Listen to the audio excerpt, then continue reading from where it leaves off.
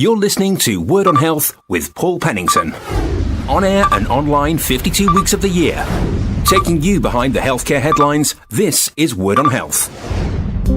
It's classed by the World Health Organization as one of the 10 most debilitating health conditions and something that an estimated 1.3 million people live with across the UK. One of the greatest challenges that people living with obsessive compulsive disorder, or OCD as it's otherwise termed, is the need to fight the all-pervasive stigma of mental health disorders and the widely held belief that OCD is a mild or even quirky problem that is nothing more than hand-washing, something that the charity OCD Action is trying to change. Their spokesperson is Olivia Bamber. OCD is often used as a bit of a joke and sometimes even an adjective, and that doesn't actually even make sense because you can't be a little bit obsessive compulsive disorder. It doesn't make sense. And for people with the condition, when they hear that phrase being thrown about because somebody likes to line up their pens in colour-coded order, that's actually really, really debilitating for the person suffering with the condition because it's mocking what they're going through, but it's also adding to the stigma and the shame around the condition and the misunderstanding. And so people suffering with the condition don't know what they're going through is OCD, or don't know that there's help available, or don't feel comfortable going and talking about it because they think that people see it as a bit of a joke. So it's really important that people don't use that phrase and that people educate themselves about what OCD actually is. So, Olivia, in order to help us all better understand OCD, let's start with a definition.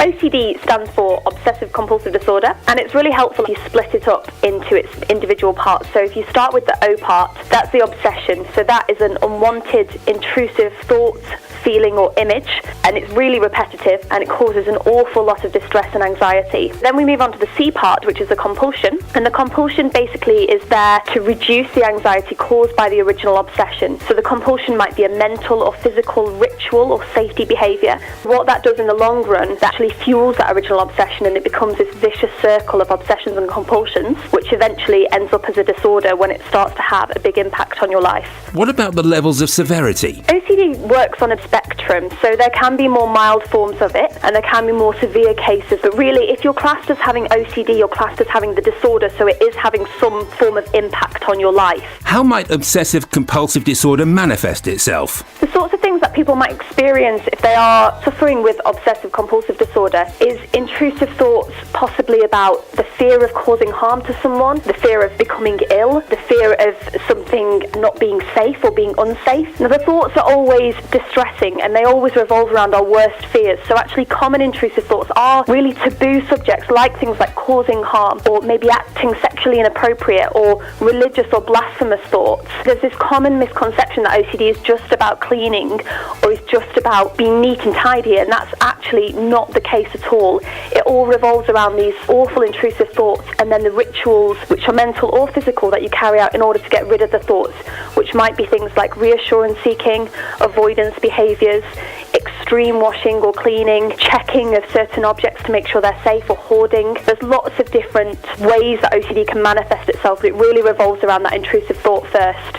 I understand it's a condition that anyone at any age can develop and something you yourself live with. I've lived with OCD for a number of years. I'm 25 now and started showing symptoms when I was around 7 or 8, so quite young. They weren't severe, they weren't impacting on my life. They were just really strange rituals that I had to do. In my head I would have a bad thought: if you don't do this ritual, one of your family members will come to harm. So I would do the ritual and that would make me feel momentarily better. Over the years that started to progress and the rituals became stronger and more impactful on my life, and the thoughts therefore became stronger and more distressing. And around the age of 17 or 18 it really started to have a big impact on my life. And in my early 20s when I was at university, I really struggled to leave the house because of how consuming OCD had become and how my life had become ingrained in a cycle of rituals and obsessions. And what about treatment for OCD? There is treatment for OCD and it is very successful treatment, but you have to want the treatment. And for years I went for different therapies, but I was very resistant to it and therefore it didn't work. And it was only when I was in my early 20s that I self-referred for therapy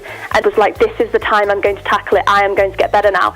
And that's when it really got better for me. Now my OCD is completely manageable and doesn't have any sort of impact on my life. So there is really good help available. There's 2 recommended treatments for OCD. OCD, their cognitive behavioural therapy and medication, and together or sometimes on their own, they can have a really huge impact on improving your life. My grateful thanks to Olivia Bamber from the charity OCD Action. To find out more about obsessive compulsive disorder, log onto our website, the address being www.wordandhealth.com. That's www.wordandhealth.com. Don't forget, you can also find us on LinkedIn, Facebook, or follow us on Twitter. Our address being @WordOnHealth. Word on Health, the award-winning health, lifestyle and wellbeing report with Paul Pennington. Word on Health, your personal prescription for your very best of health.